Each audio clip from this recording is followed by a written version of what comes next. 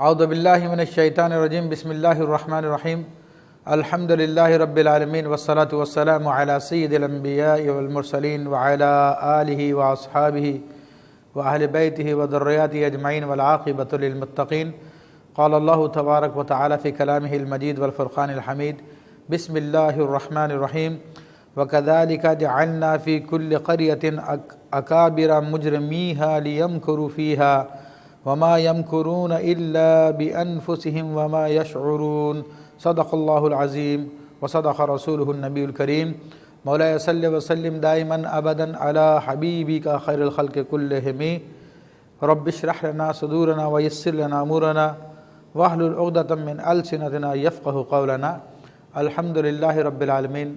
اس سے قبل ہم سورہ انعام کی 122 آیتوں کے حوالے سے گفتگو کر چکے ہیں، اور جس میں اللہ تبارک و تعالیٰ نے آخری آیت طیبہ میں مومن اور کافر کی مثال دی تھی کہ مومن جب اسلام لانے سے پہلے وہ ایک مردے کی حیثیت رکھتا تھا، لیکن جب اسلام لے آیا تو وہ زندہ ہو گیا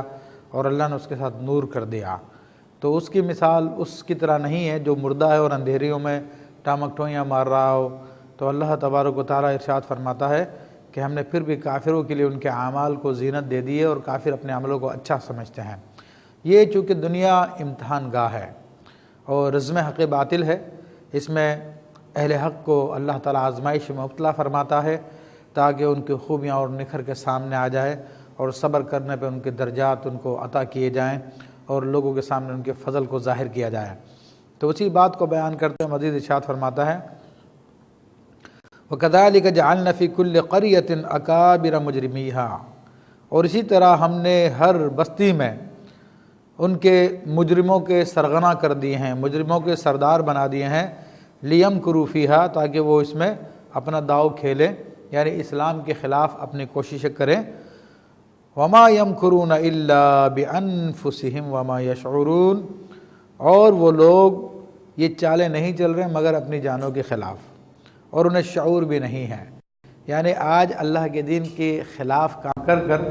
یہ اپنے خلاف عذاب کو جمع کیے جا رہے ہیں، ان کو احساس بھی نہیں ہے۔ وَإِذَا جَاءَتْهُمْ آيَةٌ قَالُوا لَن نُؤْمِنَ حَتَّى نُؤْتَىٰ مِثْلَ مَا أُوتِيَ رُسُلُ اللَّهِ، اور جب ان کے پاس اللہ کی کوئی نشانی آتی ہے، کوئی آیت آتی ہے، کلام الہی آتا ہے، تو وہ کہتے ہیں کہ ہم ہرگز ایمان نہیں لائیں گے، لن نؤمن، ہرگز ایمان نہیں لائیں گے، حتی نؤتی مثل ما اوتی الرسول اللہ، جب تک کہ ہمیں بھی وہی چیز نہ مل جائے جو اللہ کے رسولوں کو ملی ہے۔ یعنی وہ کہتے ہیں کہ ہم تو اس وقت ایمان لائیں گے جب کہ ہم پر بھی وحی نازل کی جائے۔ یہ عرب کے جاہلوں کی طرف خاص طور پہ اشارہ کیا گیا ہے کہ عرب کے بعض سرداروں نے کہا تھا کہ ہم تو مال میں بھی زیادہ ہیں اور ہمارے لوگ متبعین بھی ہیں، تو نبوت و رسالت کے ہم زیادہ حقدار ہیں، تو جب ہم پر اگر وحی نازل ہوگی تو ہم ایمان لے کر آئیں گے، ورنہ ہم خالی محمد رسول اللہ صلی اللہ علیہ وسلم پہ ایمان نہیں لا سکتے، معاذ اللہ ثم معاذ اللہ۔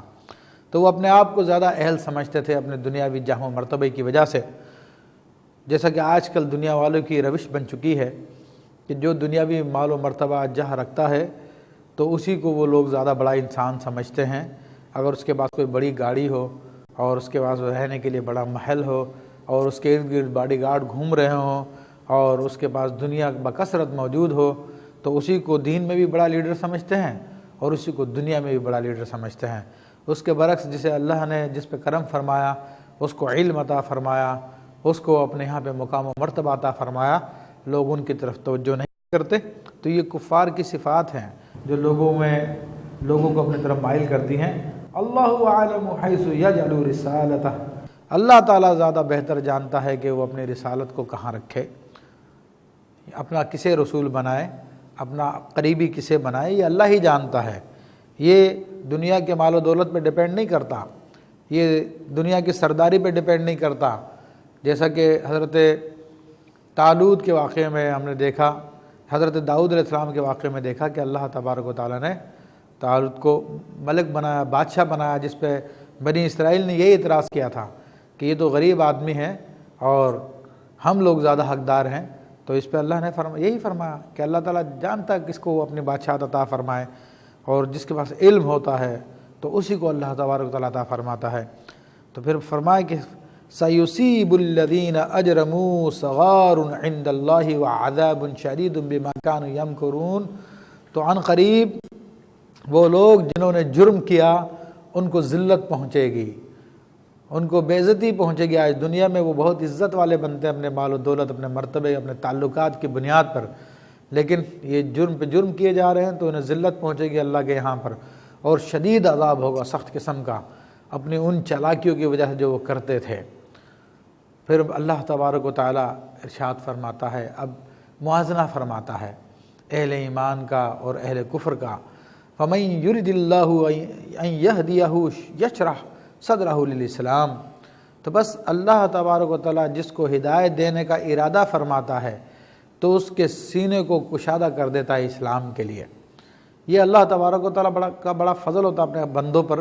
جن کو وہ ہدایت پہ لانا چاہتا ہے تو ان کو سینوں کو کھول دیتا ہے، وہ اسلام کی طرف مائل ہو جاتے ہیں اور اسلام کی تعلیمات کو وہ قبول کرتے ہیں۔ اب اسلام کی تعلیمات میں ان کو حکمتیں نظر آنے لگ جاتی ہے، اور جو بھی اسلام کا کوئی حکم ان کو کہتے ہیں ہاں لاجیکل ہے، یہ تو بالکل سمجھ میں آنے والی بات ہے، بالکل برحق ہے اسلام کا یہ حکم۔ تو یہ اللہ تبارک تعالیٰ ان کو سینوں کو کشادہ کر دیتا ہے، ان کے دلوں میں نور پیدا کر دیتا ہے، اور وہ اللہ تبارک تعالیٰ کی بات کو بلا چوں چرا کے تسلیم کرتے ہیں اور اس کے دین کی بات کے علاوہ دیگر باتوں کا رد کرتے ہیں۔ تو یہ اللہ تبارک و تعالیٰ کا خصوصی فضل ہوتا ہے، کرم ہوتا ہے، وہ کسی کے سینے کو اسلام کے لیے کھول دے۔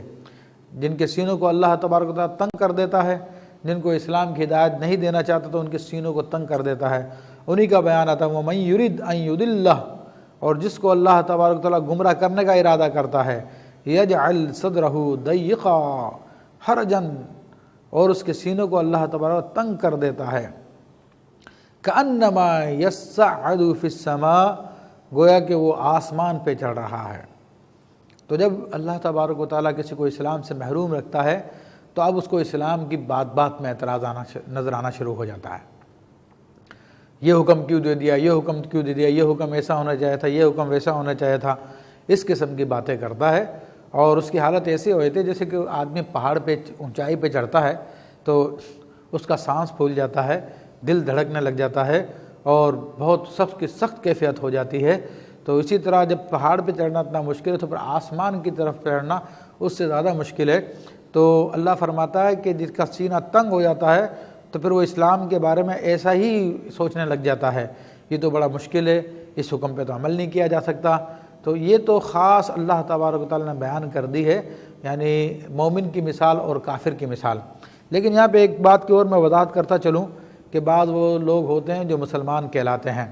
مگر ان کو نہ تو اللہ کا حکم پسند ہوتا ہے نہ رسول اللہ کا حکم پسند ہوتا ہے، بلکہ وہ جس معاشرے میں رہتے ہیں اس معاشرے کی وجہ سے اسلام کو اپنا لیتے ہیں، اور پھر اسی میں اپنے لیے دنیاوی مراتب، دنیاوی عزتیں، دنیاوی مرتبے تلاش کرتے پھرتے ہیں۔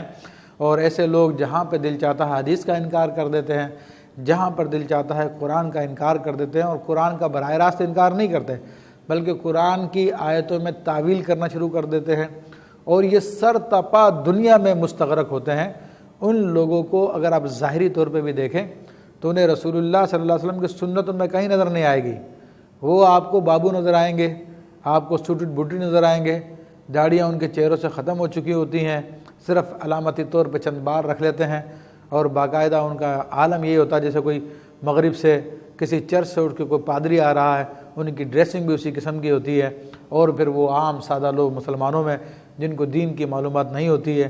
بڑے یعنی باتیں کرتا ہے میٹھی میٹھی، اور کہتا ہے کہ اسلام تو بڑا وسیع ہے، اب یہ جو قرآن کے احکام تھے یا حدیث کے احکام تھے وہ تو خاص 1400 سال پہلے کی قوم کے لیے تھے، اب اس زمانے کے اب حالات بدل چکے ہیں، اب ہم لوگ اپنے عقل مند لوگ، سمجھدار لوگ جو دین کی باتیں جانتے بیٹھ کر جو بھی فیصلہ کر لیں وہ ہمارے لیے معتبر ہے، ہمیں ان پرانے فیصلوں کی پابندی کرنے کی ضرورت نہیں ہے، اسلام ہر زمانے کے لیے ہوتا ہے۔ تو اب وہ جو قرآن و حدیث کے احکام ہوتے ہیں وہ ان کے سینے ان کے تنگ پڑ جاتے ہیں ان احکام کو ماننے سے، اور پھر وہ اس قسم کی باتیں کرنا شروع کر دیتے ہیں، پھر وہ قرآن و حدیث کو اپنی رائے کے مطابق مولڈ کرتے ہیں، اپنی خواہشات کے مطابق اس کی تشریحات کر کے لوگوں کو پہنچاتے ہیں۔ اور ظاہر سی بات ہے اب کفر عام ہے، گناہ عام ہے، تو ان لوگوں کو بڑی پذیرائی بھی مل جاتی ہے۔ کیونکہ ہم بہت سارے لوگ ہیں جو کفار دشمن طاقتوں کے ہاتھ پہ چلتے ہیں اور ان کی پھر رائے کے مطابق جو ہے سارے کے سارے دین کو بدل دیتے ہیں۔ تو ان لوگوں کی واضح پہچان موجود ہے کہ وہ سنت رسول اللہ صلی اللہ علیہ وسلم سے محروم ہوتے ہیں، حتیٰ کہ ان کا لباس بھی رسول اللہ کی سنت کے مطابق نہیں ہوتا۔ تو یہ لوگ بھی انہی میں شامل ہے کہ من یرید ان یضلہ، کہ جس کو اللہ گمراہ کرنا چاہتا ہے، یجعل صدرہ ضیقا حرجا، تو اس کے سینے کو اللہ تبارک و تعالیٰ تنگ کر دیتا ہے، کأنما یصعد فی السماء۔ قرآن و حدیث کے احکام کو جوں کا تو ماننا ان کے لیے ایسا ہی ہو جاتا ہے جس طرح کہ ان کو پہاڑ نہیں بلکہ آسمان کی طرف چڑھایا جا رہا ہو۔ ان کے سانس پھول جاتے ہیں اور وہ انکار کر دیتے ہیں کہ اس پہ عمل نہیں ہو سکتا۔ فرمایا کہ کذالک یجعل اللہ الرجس علی الذین لا یؤمنون، اسی طرح اللہ تبارک و تعالیٰ عذاب دیتا ہے ان لوگوں کو کہ جو ایمان نہیں لانے والے ہیں۔ وَهَذَا صِرَاطُ رَبِّكَ مُسْتَقِيمًا، یہ قرآن مجید تمہارے رب کا صراط مستقیم ہے، سیدھا راستہ ہے تمہارے رب کا، جیسا حکم دیا گیا اسی پہ عمل کرو، اس کے تعویل مت کرو، نماز کے معنی اپنے طور پہ مت گھڑ لو، رسول اللہ صلی اللہ علیہ وسلم کی سنت کا معنی اپنے طور پہ مت گھڑ لو۔ وہ لوگ اسی قرآن مجید فرقان حمید میں اللہ تعالیٰ نے اپنے حبیب کی سنت پہ عمل کرنے کا حکم دیا۔ وہ فرمایا کہ ما آتاکم الرسول فخذوہ، جس کو اللہ کے رسول عطا کریں وہ لے لو، جس سے منع کرے اس سے رک جاؤ۔ تو اب وہ لوگ اپنی رائے کرتے ہیں، مختلف ہیلے بہانے کر کے حدیث کا انکار کر دیتے ہیں۔ عام لوگوں کے سامنے وہ کہہ نہیں سکتے کہ ہم حدیث کو نہیں مانتے۔ جب ان سے کہا جاتا ہے کہ حدیث کو نہیں مانتے ہو، کہتے ہیں نہیں میں تو مانتا ہوں حدیث کو۔ اور جب ان پہ قریدا جائے، ان کو زیادہ پوچھا جائے تو کہتے ہیں قرآن بھی تو رسول اللہ کی حدیث ہے تو ہم اس کو مانتے ہیں۔ وہ جو احادیث جو بزرگان دین نے جمع کی ہیں، جو آتھینٹک ہیں، جن کے لیے باقاعدہ اسماء الرجال مرتب کیا گیا ہے، ان کو ماننے سے انکار کر دیتے ہیں، تو اپنی خواہشات پہ چلتے ہیں۔ تو اللہ کا جو صراط مستقیم ہے، یعنی قرآن مجید کا معنی رسول اللہ کی سنت و حدیث کے بغیر نہیں سمجھا جا سکتا، اس کو چھوڑ کر وہ اپنی رائے سے پھر قرآن کی تفسیریں کرنا شروع کر دیتے ہیں۔ فرمایا قد فصلنا الآیات لقوم یذکرون، تو ہم نے عبرت والوں کے لیے اپنی آیتوں کو کھول کھول کے بیان کر دیا۔ جو لوگ نصیحت پکڑنے والے ہیں، نصیحت لینے والے ہیں، ان کے لیے قرآن کی آیتیں بالکل واضح ہیں۔ ان کو الگ سے اسلام میں کوئی انجیکشن لگانے کی ضرورت نہیں پڑتی، ان کو الگ سے کچھ تعویلیں نکالنے کی ضرورت نہیں پڑتی۔ قرآن کی آیتیں ان کا معنی وہی ہے جو محمد رسول اللہ صلی اللہ علیہ وسلم نے بیان کیا، اس کا معنی وہی ہے جو 1400 سال سے مجتہدین امت بیان کرتے ہوئے آ رہے ہیں۔ وہ معنی نہیں ہے جو آج کا کفار کے حلیوں کے اندر ملبوس، کفار کی طریقوں پہ چلنے والا شخص وہ اپنے آپ کو دین کا عالم کہہ کر اور نظریاتی کونسل میں پہنچ کر الٹی سیدھی باتیں کرنا شروع کر دیتا ہے۔ یہ سیدھا سیدھا راستہ قرآن کو مانو۔ فرمایا کہ لہم دار السلام عند ربہم وہو ولیہم بما کانوا یعملون، فرمایا کہ ان کے واسطے جو قرآن و حدیث کو اسی طرح مانتے ہیں، قرآن کو جس طرح کہ اللہ نے بیان کیا، جیسا کہ اللہ کے رسول صلی اللہ علیہ وسلم نے اس کی وضاحت کی ہے، اس کو واضح لفظوں میں بیان کر دیا ہے، تو ان لوگوں کے لیے جو اس طرح مانتے ہیں جس طرح کا بیان کیا گیا ہے، ان کے لیے سلامتی کا گھر ہے ان کے رب کے یہاں پر، اور وہی ان کا حمایتی ہے۔ وہ ولیہم بما کانوا یعملون، اور وہی ان کا مولا ہے ان کے کاموں میں، ان کا مددگار ہے۔ ظاہر سی بات ہے کہ اللہ تعالیٰ کی مدد ہے مسلمانوں کے ساتھ، حقیقی مسلمانوں کے ساتھ، تو اس لیے تو اسلام کا نظام چلتا ہوا آ رہا ہے، اگرچہ کہ اس کو حکومتوں کی سپورٹ نہیں رہی ہے، لیکن اس کے باوجود بھی اسلام چل رہا ہے۔ اگرچہ کہ اسلام دشمن حکومتیں، دیگر طاقتیں ان اسلام دشمن لوگوں کے ساتھ ہیں جو کہ اپنے آپ کو بظاہر مسلمان کہتے ہیں، لیکن ان کے حلیے بھی مسلمانوں والے نہیں ہیں، قرآن کا نام لیتے ہیں لیکن قرآن کی تعلیمات پہ بھی عمل نہیں کرتے، لیکن پھر بھی جو ہے اسلام چل رہا ہے۔ اسلام کے اندر تغیر نہیں کر سکتے، قرآن میں تبدیلی نہیں کر سکتے، تو یہ اللہ کی مدد ہے مسلمانوں کے ساتھ۔ اس لیے فرمایا گیا وَيَوْمَ يَحْشُرُهُمْ جَمِيعًا، لیکن ایک دن وہ آئے گا کہ جب اس دن ایک دن اللہ سب کو جمع فرما دے گا۔ یا معاشر الجن قد استکثرتم من الانس، اب یہ خاص کفار کی طرف روئے سخن ہے، کہ کفار عام طور پہ اپنے کاموں میں جنات کی مدد لیا کرتے تھے اور جنات کو قابو میں کیا کرتے تھے، یا جنات سے دوستیاں کرتے تھے، یا جنات کی غلامی اختیار کر لیا کرتے تھے۔ عموماً عرب کے جاہلوں میں تو یہ بات تھی کہ جب وہ سفر میں ہوتے، کسی جنگل میں اترتے تھے، تو اپنے ذوم میں یہ سمجھتے تھے کہ اس جنگل میں پریشانیوں سے بچنے کے لیے اس جنگل کا جو بھی جن ہے یہ جنات ان کی سردار کی پناہ لے لی جائے۔ تو وہ کہتے تھے کہ اے اس وادی کے رب، ہم تیری پناہ میں آتے ہیں، معاذ اللہ ثم معاذ اللہ۔ تو وہ گویا کہ جنات کی عبادت تھی، جنات کی غلامی تھی، اور ان کے ذوم میں یہ کہ جنات سے ہماری دوستی ہو گئی ہے، تو وہ جنات پھر ان کے لیے کچھ کر بھی دیا کرتے تھے۔ یہ جنات کے سامنے ہاتھ باندھا کرتے تھے، ان کے تعظیم کیا کرتے تھے، اور جنات ان کی شہوتوں کو پورا کر دیا کرتے تھے، بعض ناجائز کام ان کے لیے کر دیا کرتے تھے۔ تو اللہ تعالیٰ اسی بات کی طرف اشارہ فرماتا ہے کہ یا معاشر الجن قد استکثرتم من الانس، اے جنات کے گروہ، تم نے تو بہت سارے آدمیوں کو اپنے گھیرے میں لے لیا، اپنے چکر میں پھنسا لیا۔ تو جب اللہ قیامت کے دن یہ واقعہ بیان فرمائے گا تو اس وقت جو انسان ہوں گے تو ان کو تھوڑی غیرت چڑھ جائے گی، وہ سمجھیں گے کہ لو جنات کے ہم داؤ میں کب آئے ہیں، ہم نے تو جنات کو پھنسایا تھا۔ وقال اولیاؤہم من الانس،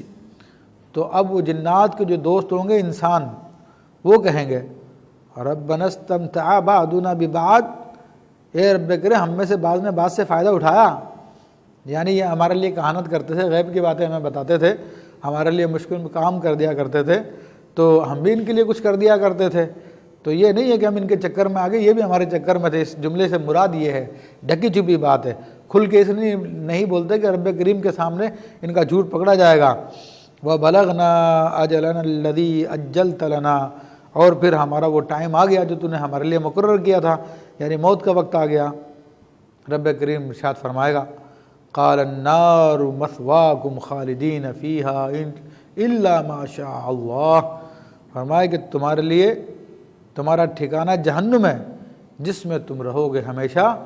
سوائے یہ کہ جسے اللہ تعالیٰ چاہے۔ تو یہ عام طور پہ کفار کے لیے جو جنات کی عبادت کرتے ہیں، دیوی دیوتاؤں کی عبادت کرتے ہیں، کیونکہ یہ سارے کے سارے جو دیوی دیوتا بنائے گئے ہیں ان میں سے بھی اکثر جنات ہی تھے جن کے نام پہ یہ بنا لیے گئے ہیں، بت گھڑ لیے گئے ہیں۔ تو اب فرمایا کہ الا ماشاء اللہ، تو تم ہمیشہ جہنم کی آگ میں رہو گے، مگر جسے چاہے اللہ وہ ہمیشہ نہ رہے۔ تو اس میں اشارہ اس طرف بھی ہو سکتا ہے جو مسلمان تھے اور انہوں نے ان کی عبادت تو نہیں کی لیکن ان کی دوستی میں گھر گئے اور بعض ناجائز کام بھی کیے، تو ان کو اللہ تعالیٰ ہمیشہ کے لیے نہیں بلکہ ایک مدت تک رکھے گا، اور ان کا کلمہ جو ہے جس پہ وہ ایمان رکھتے تھے اس کی بدولت پھر وہ نکل آئیں گے۔ لیکن یہ اسی کے لیے ہے جو صرف زبانی مسلمان نہ ہو بلکہ اس کا عقیدہ اسلام کا بھی ہو، ورنہ بہت سارے لوگ ایسے ہیں جو اپنے آپ کو مسلمان تو کہتے ہیں معاذ اللہ، لیکن وہ کفر میں داخل ہو چکے ہوتے ہیں، وہ شیاطین کی عبادت کر رہے ہوتے ہیں، شیاطین کو پھانسنے کے لیے شیاطین کے منتر پڑھ رہے ہوتے ہیں جن میں ان کو پکارا جاتا ہے، ان کو خدا سمجھا جاتا ہے۔ تو اس لیے میں کہہ رہا ہوں کہ جو واقعی اہل ایمان ہوں گے ان کو اللہ تعالیٰ نکال لے گا۔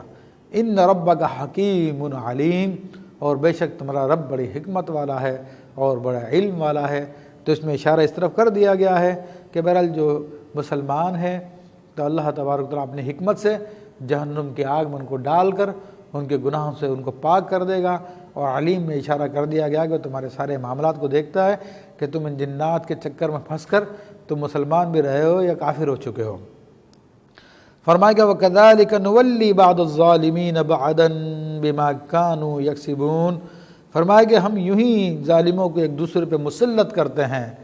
ان کے کرتوتوں کی وجہ سے، ان کی حرکتوں کی وجہ سے، یہ ایک دوسرے کے ساتھ پھنس جاتے ہیں، ایک دوسرے کے ساتھ لگ جاتے ہیں۔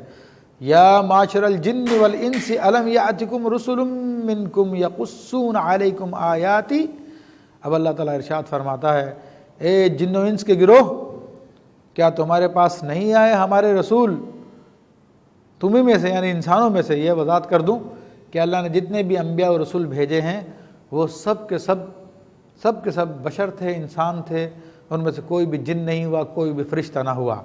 تو یہاں پر چونکہ دونوں کو ساتھ اکٹھا ذکر کیا ہے تو اس سے مراد تو یہی ہے کہ تمہارے پاس جو رسول آئے وہ انسانوں میں سے تھے، وہی جنات کے بھی رسول ہیں اور وہی انسانوں کے بھی رسول ہیں۔ نبی کریم صلی اللہ تعالی وسلم تمام مخلوقات کے رسول ہیں، اور آپ علیہ الصلوۃ والسلام کی خدمت میں جنات بھی حاضر ہوئے اور آپ علیہ الصلوۃ والسلام نے جنات کو بھی تعلیم دی۔ تو بہرحال اللہ تعالیٰ ان سے فرمائے گا کہ تمہارے پاس نہیں آیا ہماری طرف سے رسول تمہیں سے یقصون علیکم آیاتی، جو تم پر ہماری آیتیں پڑھ کے سناتے تھے، وَيُنذِرُونَكُمْ لِقَاءَ يَوْمِكُمْ هَذَا، اور تمہیں اس دن کی ملاقات سے تمہیں ڈراتے تھے کہ اس دن ایک دن آئے گا قیامت کے جب تمہیں اللہ کے سامنے کھڑا ہونا ہوگا، اللہ سے ملنا ہوگا، ڈراتے تھے کہ تم اس کے لیے پھر کیا کرو گے؟ تو اب وہ جنات اور انسان کہیں گے قالوا شہیدنا علی انفسنا، کہ ہم اپنے نفسوں پہ گواہی دیتے ہیں کہ واقعی ہمارے پاس اللہ کے رسول تو آئے تھے۔ وغرتہم الحیات الدنیا، مگر دنیا کی زندگی نے، دنیا کے مزے نے، دنیا کی لذتوں نے ہمیں دھوکے میں ڈال دیا۔ وشہدوا علی انفسہم، اللہ فرماتا وہ لوگ اب اپنے خلاف گواہی دے رہے ہیں انہم کانوا کافرین، کہ وہ کافر تھے۔ یہاں پہ ایک وضاحت میں کر دوں کہ پیچھے یہ بھی ذکر آ چکا ہے کہ جب کفار سے جب کہا جائے گا تو وہ کہیں گے ما کننا مشرکین، اے رب ہم مشرک نہیں تھے، اور یہاں پر یہ خود اقرار کر رہے ہیں۔ تو دو صورتیں ہو سکتی ہے کہ مشرکین کے کچھ گروہ تو یہ کریں گے اور کچھ گروہ یہ کریں گے، کچھ تو اقرار کر لیں گے، کچھ انکار کر دیں گے۔ اور ایک یہ بھی اس میں بیان کیا گیا ہے کہ یہ اپنی زبانوں سے تو اقرار نہیں کریں گے، لیکن اللہ تبارک و تعالیٰ ان کے منہوں پہ مہر لگا دے گا، اب ان کے ہاتھ پاؤں، ان کے اعضاء وہ ان کے خلاف گواہی دے رہے ہوں گے۔ ذالک ان لم یکن ربک مہلک القری، ذالک ان لم یکن ربک مہلک القری بظلم واہلها غافلون۔ اور اس کی وجہ کیا ہے؟ اللہ تعالیٰ رسولوں کو کیوں بھیجتا ہے؟ تو اس کی وجہ یہ ہے کہ تیرا رب کسی بستی کو، کسی قریوں کو، کسی گاؤں کو، یہ قریہ کی جمع ہے، یعنی تمہارا رب گاؤں والوں، بستیوں کو برباد نہیں کرتا ہے، تباہ نہیں کرتا ظلم کے ساتھ۔ دراحال یہ کہ اس بستی والے لوگ غافل ہوں، یعنی جن کے پاس اللہ کا پیغام پہنچا ہی نہیں، تو اللہ تبارک و تعالیٰ اب ان کی پکڑ کیوں فرمائے گا؟ اس نے یہ قانون نہیں رکھا، بلکہ قانون یہی رکھا کہ جس پہ پیغام پہنچ گیا ہے تو اللہ تعالیٰ پھر پہنچنے کے باوجود بھی وہ انکار کرے، نہ مانے، پھر اللہ تبارک و تعالیٰ ان کی پکڑ فرماتا ہے، ان پہ عذاب نازل فرماتا ہے۔ تو یہ اللہ کا قانون ہے۔ تو اسی میں اسی بات کو بیان کیا گیا، ذالک یعنی رسولوں کو بھیجنا اس لیے ہے کہ تمہارا رب گاؤں کسی بستیوں پر ظلم نہیں فرماتا ہے جبکہ اس کے اہل غافل ہوں، بلکہ ان میں رسولوں کو بھیجتا ہے، پیغام کو پہنچاتا ہے، پھر نہ مانے تو پھر ان کو پھر تباہ کرتا ہے۔ وَلِكُلٍّ دَرَجَاتٌ مِّمَّا عَمِلُوا، اور ہر ایک کے لیے درجات ہے جو بھی انہوں نے عمل کیے، یعنی نیکی کرنے والوں کی بھی درجات ہے، زیادہ نیکی کی تو زیادہ درجات ملیں گے، کم نیکی کی تو کم درجات ہے۔ برائی کرنے والوں کی بھی درجات ہے، جنہوں نے کم برائی کی ہے تو انہیں کم درجات برائی کے اندر، اور جنہوں نے زیادہ برائی کی ہے تو برائی کے اندر زیادہ ان کے مطلب کہ زیادہ برے ہیں وہ۔ وَمَا رَبُّكَ بِغَافِلٍ عَمَّا يَعْمَلُونَ، اور تمہارا رب غافل نہیں ہے اس سے جو یہ کر رہے ہیں۔ وَرَبُّكَ الْغَنِيُّ ذُو الرَّحْمَةِ، اور تمہارا رب تو بے پرواہ ہے، اس کو تمہارے ایمان کی ضرورت نہیں ہے کہ تم ایمان لے آؤ گے تو اس کو کوئی فائدہ ہو جائے گا، وہ تو حقیقتاً رحمت والا ہے، وہ تو تم پر رحمت کرتا ہے۔ اِن یشاء یذھبکم، وہ چاہے تو تمہیں لے جائے، یعنی تمہیں ختم کر دے، وَیَسْتَخْلِفْ مِن بَعْدِکُم مَا یشاء، اور چاہے تو تمہارے بعد میں کسی اور کو تمہارا خلیفہ بنا دے، تمہارے بجائے دیگر انسانوں کو آباد کر دے تمہیں ختم کر کے۔ کما انشأکم من ذریۃ قوم آخرین، جس طرح اس نے تمہیں اٹھایا ہے دوسری قوم کی اولادوں میں سے۔ تو یہ تھا کہ جب اللہ کے نبی دعوت دیتے تھے اور وہ ان میں سے بعض لوگ قبول کر لیا کرتے ہیں ایمان، اور جو نہیں کرتے تھے اللہ ان کو ہلاک فرما دیتا تھا، تو اب وہی لوگ جو اہل ایمان تھے ان کی اولادوں میں سے پھر دیگر لوگ پیدا ہو جاتے تھے، پھر وہ بگاڑ میں جاتے تھے تو اللہ تعالیٰ دیگر انبیاء کو بھیجتا، وہ ان کو دعوت پہنچاتے، ان میں سے جو اہل ایمان ہوتے وہ انبیاء کے ساتھ ہو جاتے اور باقی لوگوں کو اللہ تباہ کر دیتا۔ تو انہی اہل ایمان میں سے پھر لوگ بعد میں ان کی نسلیں پیدا ہوتی وہ بگڑتی تھیں، یہ سلسلہ چلتا رہا۔ تو فرمایا کہ تمہیں بھی اللہ تبارک و تعالیٰ نے دیگر قوم کی اولادوں میں سے اٹھایا ہے۔ فرمایا انما توعدون لآت وما انتم بمعجزین، اور فرمایا کہ جو کچھ تم سے وعدہ کیا جا رہا ہے، قیامت کا وعدہ کیا جا رہا ہے، وہ ضرور آ کے رہے گی، اور تم اس کو روکنے والے نہیں ہیں، تم اللہ کو عاجز نہیں کر سکتے، تم اللہ کی راہ میں رکاوٹ نہیں بن سکتے کہ وہ قیامت لا سکے۔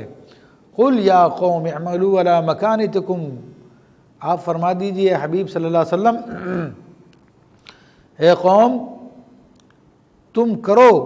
اپنی جگہ پہ رہتے ہو جو عمل کرنا چاہتے ہو، انی عامل، اور میں بھی عمل کرنے والا ہوں۔ یعنی تم جو کفر و شرک کر رہے ہو ٹھیک ہے، میں تمہیں سمجھا چکا ہوں، اب تمہاری مرضی ہے، تم اگر نہیں مانتے تو تم کرتے رہو، اور مجھے اللہ نے ہدایت دی ہے، میں اللہ کی ہدایت پہ عمل کرتا ہوں اور اسی پہ چلتا ہوں، میں اپنا کام کرتا ہوں۔ فَسَوْفَ تَعْلَمُونَ مَنْ تَكُونُ لَهُ عَاقِبَةُ الدَّارِ، تو پھر عنقریب تمہیں پتہ چل جائے گا کہ وہ آخرت کے گھر کے انجام کس کے لیے ہے، آخرت کی بھلائی کس کے لیے ہے۔ تمہارے ان اعمال کی وجہ سے تمہیں آخرت کی بھلائی مل جائے گی، یا میں جو اللہ کی دی ہوئی ہدایت پہ عمل کر رہا ہوں تو مجھے بھلائی مل جائے گی۔ اب یہاں پر لوگوں کو غور کرنا چاہیے، کفار سے تو یہ خطاب ہے ہی، لیکن ہمارے وہ مسلمان اور مسلمان کنٹریز میں آج یہ برائیاں عام ہو رہی ہے، اللہ کی نافرمانیاں عام ہو رہی ہے، شرابیں بھی بک رہی ہیں، کلمہ پڑھنے والے شرابیں بھی لے رہے ہیں، ٹیلی ویژن اسٹیشن بنے ہوئے ہیں، پرنٹ میڈیا ہے، ان میں بھی برائیاں عام ہیں، اور لوگ ناچ گانوں میں دیگر گناہ کے کاموں میں مصروف ہیں، لوگ قتل کرنے میں مصروف ہیں، لوگوں کی جانیں لے رہے ہیں، چور بازاریاں کر رہے ہیں، سارے برائی کے کام کر رہے ہیں۔ تو ان لوگوں کو بھی غور کرنا چاہیے، کیا جس کام میں وہ ہیں وہ بہتر ہے؟ تو ان کے لیے بھی یہ حکم ہے کہ ٹھیک ہے، جو تم کرتے ہو کرتے رہو، اور مجھے جو اللہ نے ہدایت عطا فرمائی ہے، جو اپنے بندہ مومن کو ہدایت عطا فرمائی وہ ہدایت پہ عمل کرے گا۔ لیکن یہ تو دیکھ لو جو آخرت کا گھر ہے، جو انجام ہے وہ کس کے لیے ہے؟ یہ تم برائی کرنے والوں کے لیے ہے یا اللہ کے حکم پہ چلنے والے کے لیے ہے، کہ جو اللہ کے ڈر کی وجہ سے یہ دنیا کی عیاشیاں، یہ دنیا کے مزے، یہ چور بازاریاں، قتل و غارت گری، گناہ کے کام چھوڑ دیتا، اس کے لیے ہے۔ غور کر لو، فَسَوْفَ تَعْلَمُونَ مَنْ تَكُونُ لَهُ عَاقِبَةُ الدَّارِ، کہ عنقریب جان لوگے کہ آخرت کا گھر کس کے لیے ہے۔ إِنَّهُ لَا يُفْلِحُ الظَّالِمُونَ، اور بے شک جو ظالم لوگ ہیں وہ فلاح نہیں پاتے ہیں، یعنی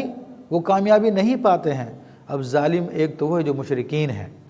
اور پھر ظالم کا جیسے میں نے پہلے بھی بتایا کہ اس کا اطلاق گناہ پہ بھی ہوتا ہے،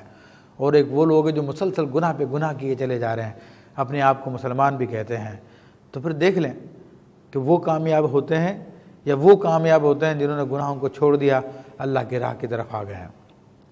سلسلہ کلام جاری ہے، انشاءاللہ مزید گفتگو اگلے پروگرام میں کی جائے گی۔ وآخر دعوانا ان الحمد للہ رب العالمین۔